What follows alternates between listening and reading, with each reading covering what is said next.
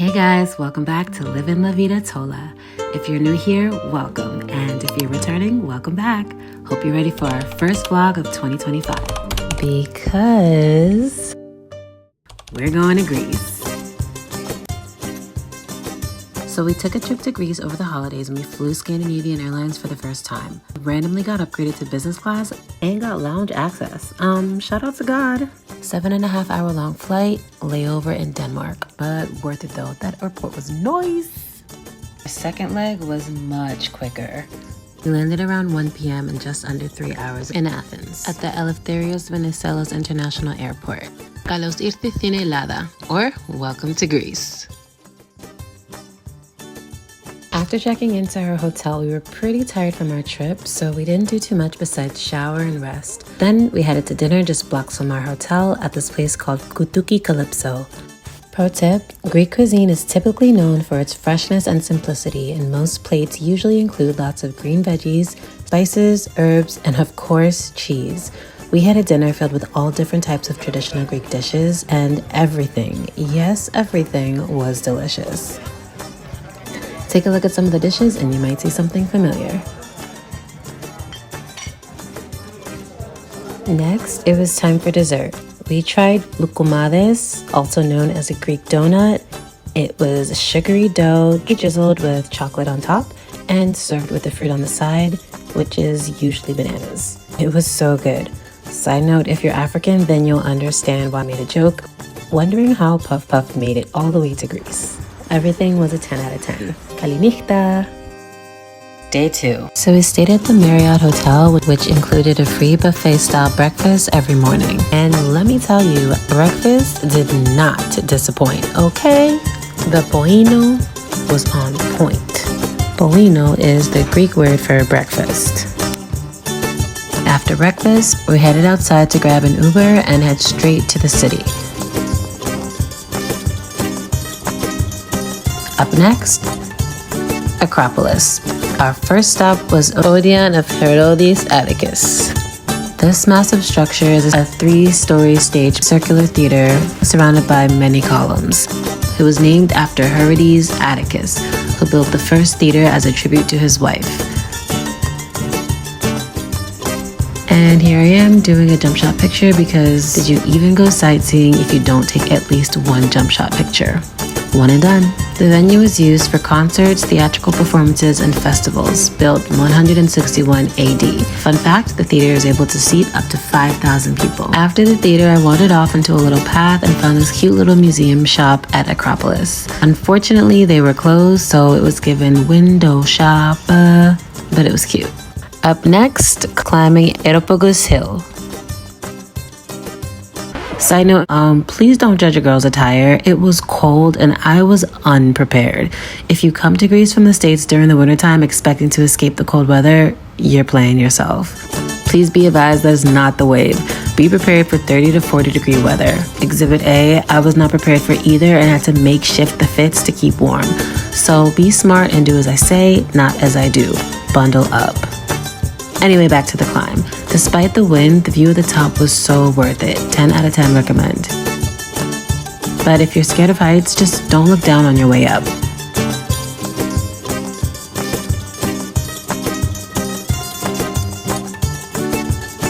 Continuing our stroll through Acropolis, the vibe was super quiet, peaceful, and calm. Okay, so full transparency moment, we sort of haphazardly came across these sites. We didn't have a guide and we weren't following any specific recommendations, so everything was pretty spontaneous, which honestly sometimes works for the best. Exhibit A, Roman Agora.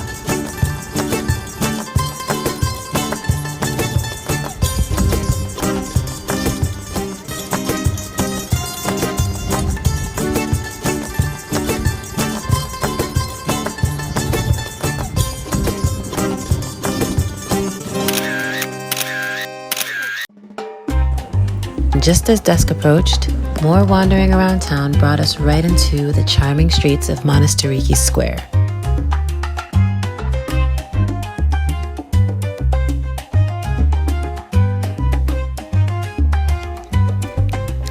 Which eventually brought us to the Monastiriki Flea Market. In Greek, Monastiriki means little monastery. It was just around 7 p.m., but it was still pretty crowded. It's filled with clothing stores, boutiques, places to buy fragrances, essential oils. You name it, you can probably find it there. By the way, this market is considered one of the top 10 best things to do in Athens, Greece.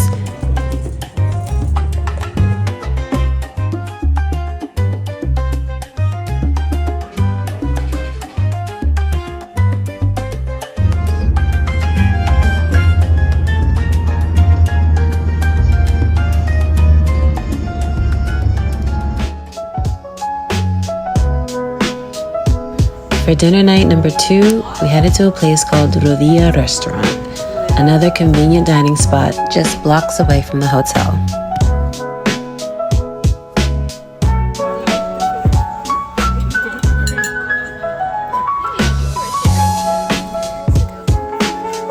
Can't forget about dessert.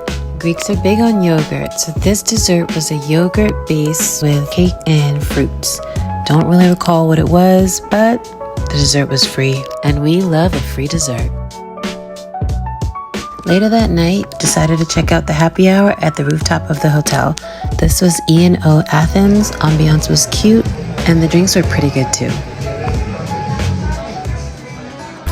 Kalimera, my lovely people. It's day 3 and we're off to another adventure. It was another chilly day again, but I really wanted to rep the beautiful blue and white colors of Greece, being that I am in Greece. So I decided to wear this floral dress, but I threw on a sweater on top. I call it the blues, but make it cute, okay?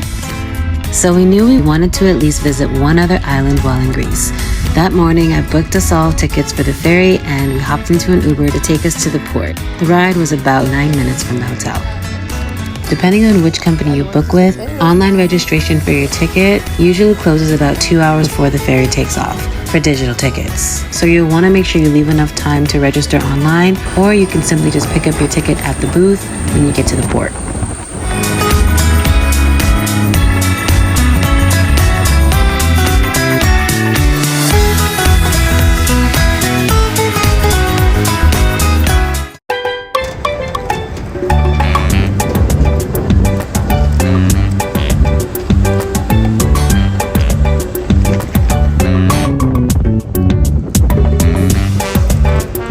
The island of Aegina was beautiful and so much fun to explore. Here are a few fun facts. Aegina is known for their world-famous pistachios. The island of Aegina is also known for its savory seafood, such as fish and shrimp. Aegina came from the name of the sea nymph Aegina, who is the daughter of the river god Asopos. Aegina is one of the 6,000 islands off the eastern and western coastlines of Greece. It is one of the 200, however, that are habitable. Next up was a visit to the Archaeological Museum of Aegina, a small and rustic museum right along the coast of the island. FYI, this was about a 15-minute walk from the ferry dock, so for my girlies trying to see the sights and get your steps up, this one is for y'all. Get those steps in right and close those rings tonight and anyway, you get the picture.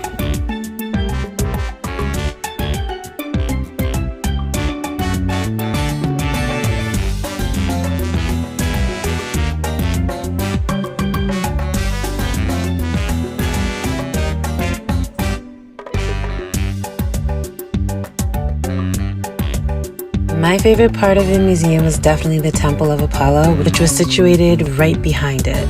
It had a gorgeous view from the top.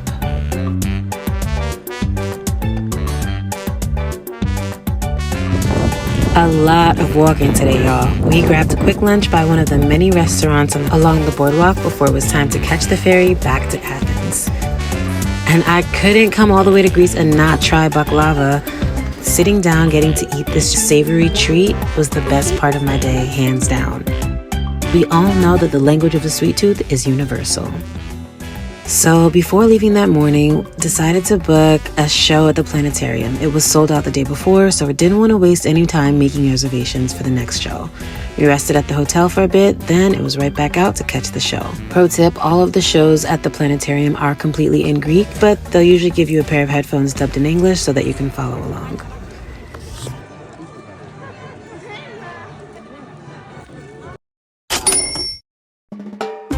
Night 3 was dinner at the hotel, made in Athens, which was actually really good. Also, for the record, you guys, this hot chocolate, no, y'all don't hear me. This hot chocolate was the second best hot chocolate I've had in my life. No exaggeration, no joke. And no, this isn't sponsored, but made in Athens, if y'all see this, call me. No complaints for the meal, another solid experience across the board. Dessert was bussin' too. Yeah, it's giving coma in 3, 2, 1. Speaks for itself. Okay, Kalimera. With all that delicious food last night, it was only right to start day 4 off with a good sweat. Let's get it.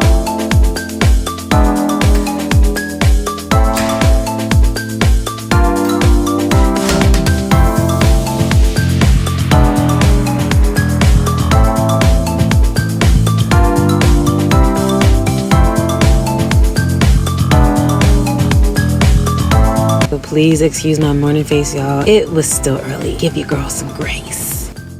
Who remembers the Greek word for breakfast?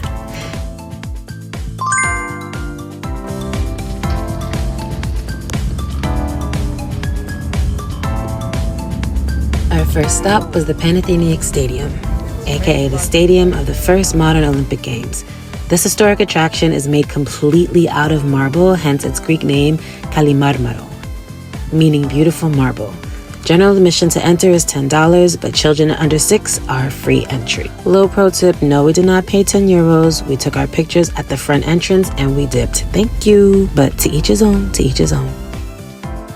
After the stadium, Google Maps told us that there were some really cool museums just a few minutes away, so we decided to take the scenic route, and this is what we find.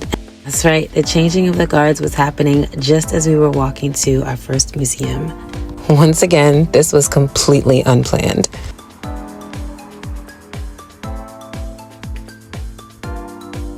And yes, we waited until they met in the middle, crossed, and exchanged sides. This was really captivating to watch for some reason. Out of respect, and rightfully so, pedestrians don't normally cross on the right-hand side during the exchange. The soldiers to one side, pedestrians to the other.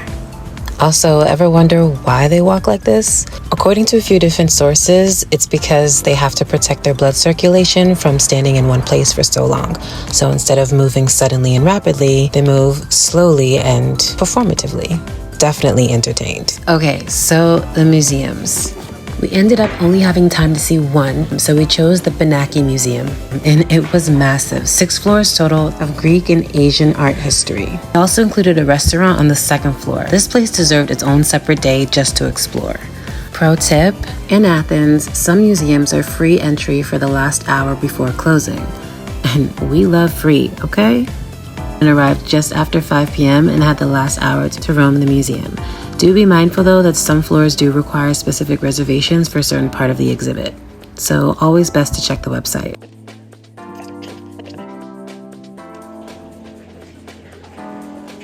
Up next was a little metro madness. One thing about me, I'm gonna go to a new city and I'm gonna learn how to use the metro there. By the time we reached it, we were only 2 stops away from our destination, but it was cute and successful. So baby, a win is a win.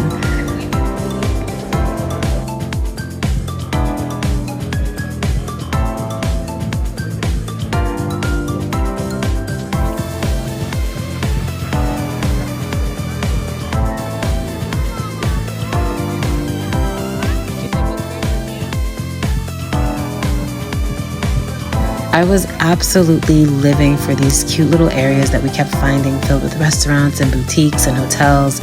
Great to just get lost and pass the time away.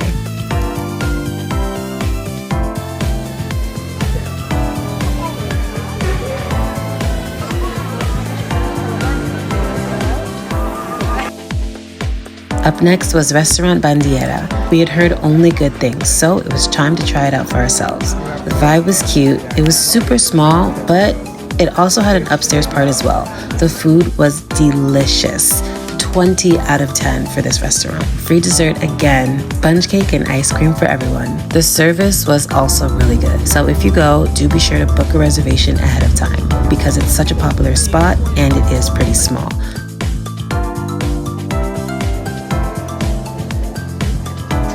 The next day was our last morning in Greekdom, but one more excursion left. this time well planned out.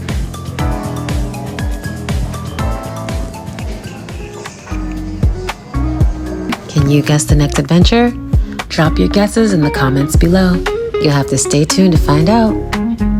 Thanks for joining me, guys. Until next time, Taleme.